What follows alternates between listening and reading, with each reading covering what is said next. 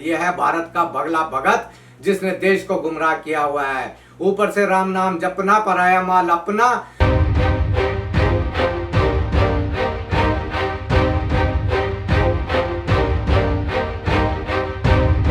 प्राचीन काल में एक बगला एक तालाब में रहता था। वो रोज वहां पर मछलियों को मार कर खाता था। लेकिन जब वो धीरे धीरे बूढ़ा होने लगा तो उसने सोचा कि अब मैं कैसे शिकार कर पाऊंगा। तो उसने एक योजना बनाई, एक षड्यंत्र बनाया। उस षड्यंत्र के तहत वो माला लेकर तालाब के किनारे बैठ गया और बैठने के बाद में वो भगवान भगवान जपने लग गया। तो मछलियों ने देखा कि अरे शायद इसके अंदर कोई हृदय परिवर्तन हो गया है। वो उसके पास आई और उसने पूछा कि क्या बात है, आप तो ये भगवान भगवान जप रहे हो। तो उसने कहा कि हाँ, मैं तो अब बूढ़ा हो गया हूँ, कुछ दिनों के बाद में मैं मर ही जाऊंगा, लेकिन मुझे तुम लोगों की बहुत चिंता हो रही है। तो मछलियों ने पूछा कि क्यों, हमारी क्यों चिंता हो रही है। तो उसने कहा कि कुछ ही दिनों में ये तालाब सारा का सारा सूख जाएगा और इसके बाद में तुम सारे के सारे मर जाओगे। ये सुनकर मछलियां घबरा गई। तो उन्होंने पूछा कि अब हम क्या करें। तो उसने कहा कि मरने से पहले मैं ये आपका काम कर सकता हूँ कि आप लोगों को एक एक को कर कर उठाकर मैं पास के ही दूसरे तालाब में ले जाता हूँ। वहां ले जाकर मैं छोड़ दूंगा। वहां का तालाब कभी नहीं सूखेगा, पानी बहुत अच्छा है, रहने खाने पीने की व्यवस्था बहुत अच्छी है। मछलियां उसके इस प्रस्ताव को सुनकर सहमत हो गईं और इसके बाद में वो जो बगला भगत था, उस बगले के पास में रोज एक मछली आती, सुबह शाम दोपहर। वो उस मछली को पकड़ता, तालाब के बाहर जाता और सड़क के दूसरी तरफ उसको खाकर वापस आ जाता। ये सिलसिला काफी समय तक चलता रहा और जब मछलियां उससे पूछती कि हमारी वहां पर दूसरे तालाब में रिश्तेदार कैसी हैं, वो कैसा उनका जीवन चल रहा है, तो बगला भगत कहता कि उनका जीवन तो वहां पे बहुत अच्छा चल रहा है, बहुत उनकी ऐश हो रही है, खाने पीने रहने की बहुत सारी अच्छी व्यवस्थाएं हैं। तो ये सिलसिला जब तक कि वो बगला मर नहीं गया तब तक चलता रहा और मछलियां इसी तरीके से मरती रहीं। जैसा कि आपने देखा है कि ये बगला भगत है हमारे देश में। जो आज का आधुनिक बगला भगत है वो है नरेंद्र मोदी और भाजपा, जिसने लोगों को सुख शांति और विकास के सपने दिखाए। Bullet train, 15 lakh, smart city, गरीबी, महंगाई, रोजगार सब दिलाने का वादा किया, लेकिन आज इसके एकदम उल्टा हो रहा है। देश तबाही के गर्त में जा रहा है, अर्थव्यवस्था दिन रात डूबती जा रही है, एक एक करके वो बेचता जा रहा है। और यहां तक कि ये भारत माता की जय, वंदे मातरम कहने वाले अब देश की सेना की जो सरप्लस जमीन है, यानी वो जमीन जिस पर कुछ रिसर्च कार्य हो सकता है, उनके ट्रेनिंग सेंटर बन सकते हैं, उनके इंस्टीट्यूशंस बन सकते हैं, अब ये उनको भी बेचने की तैयारी में लग गए हैं। जी हाँ, ये सेना की जमीन बेचने की तैयारी में लग गए हैं।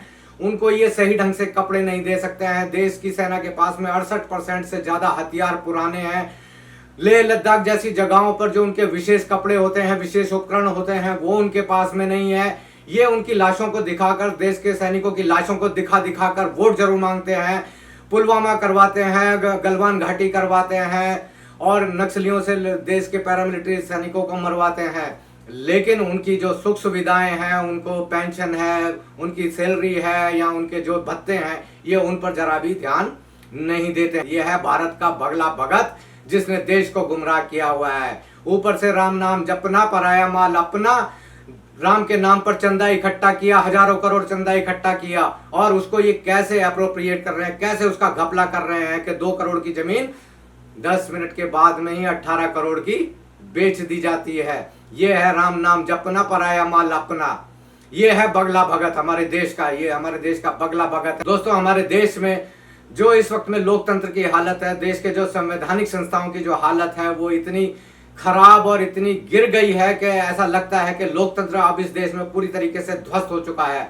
आपने देखा होगा कि दिल्ली के दंगों में जिस फर्जी तरीके से, जिस तरीके से एक तरफा, पूरी की पूरी एक तरफा जांच करके दिल्ली के दंगों में किस तरीके से जामिया, जेएनयू और अन्य लोगों को आरोपी बनाकर जेल में 1-1.5 साल से रखा हुआ था, उनको जमानत देते हुए दिल्ली हाईकोर्ट ने कहा कि शासन की या राज्य की मुखालफत करना या उसके खिलाफ बोलना राजद्रोह नहीं होता है। ये बहुत पहले ही हमारे बहुत सारे कोर्ट ये बोल चुके हैं कि देश की या सरकार की मुखालफत करना राजद्रोह नहीं होता है। लेकिन बावजूद इसके हमारे देश की जो पुलिस है, जो न्यायपालिका है, वो किस तरीके से काम कर रही है। दिल्ली हाईकोर्ट ने उनको जमानत भी दी, लेकिन बावजूद इसके के 36 घंटे तक उनको छोड़ा नहीं गया। आप देख लीजिए कि देश की न्यायपालिका की इज्जत करना, देख लीजिए कि इन लोगों ने किस तरीके से झूठे बहानों के आधार पर, इसको कहते हैं मूर्खतापूर्ण बहानों के आधार पर, उन लोगों को 36 घंटे तक वहीं के वहीं जेल में ही रखा, ठूंस कर रखा।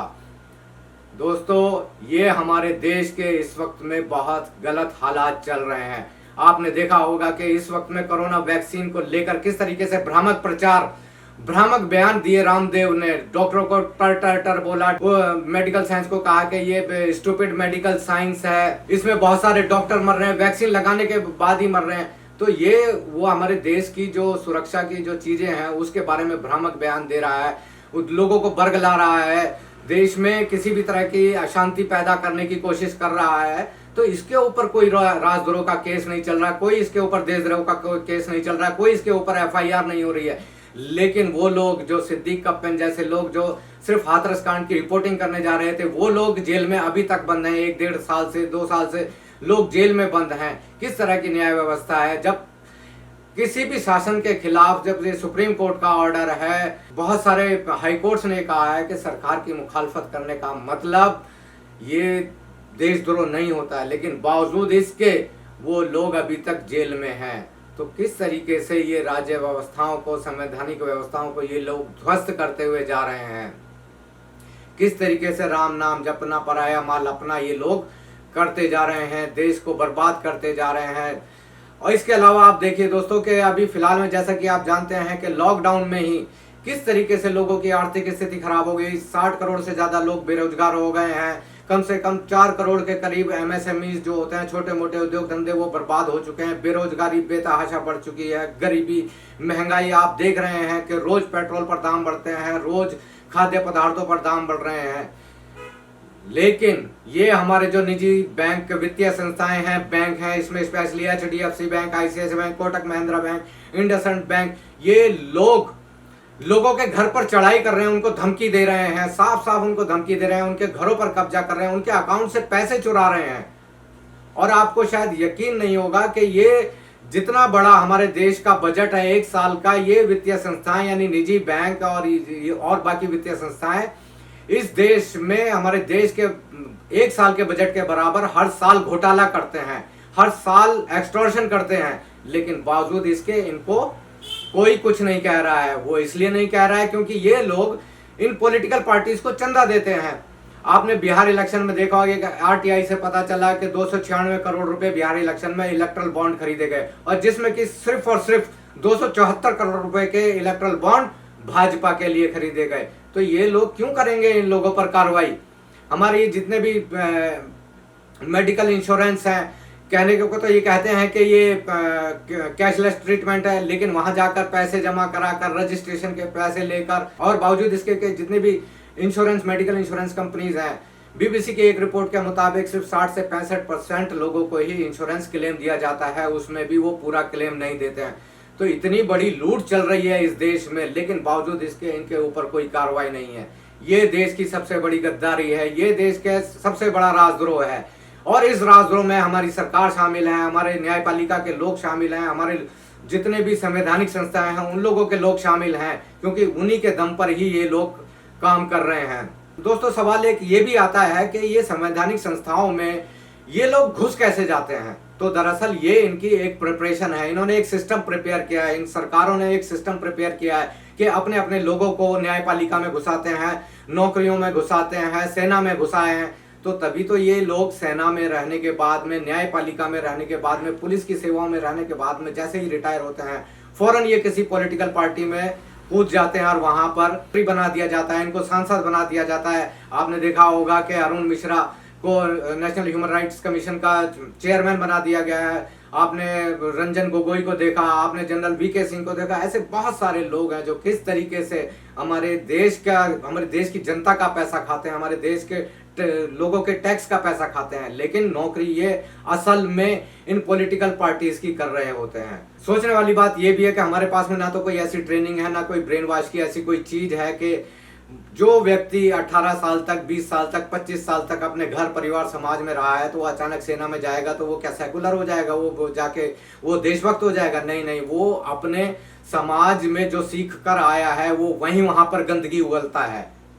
जो वो उसने अपने समाज में जातिवाद सीखा है, सांप्रदायवाद सीखा है, वही जाकर वो उसी आधार पर पुलिस में रहकर, न्यायालयों में रहकर, न्यायपालिकाओं में रहकर वो उसी के आधार पर काम करता है।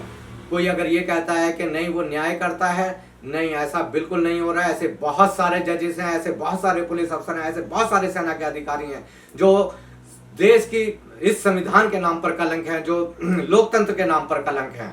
कोरोना के इस संकट काल में घर बैठे करें स्वरोजगार की पढ़ाई।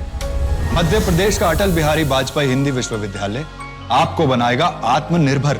प्राथमिक चिकित्सा विशेषज्ञ डिप्लोमा करें और पाएं नौकरी, या शुरू करें अपने खुद का फर्स्ट एड सेंटर।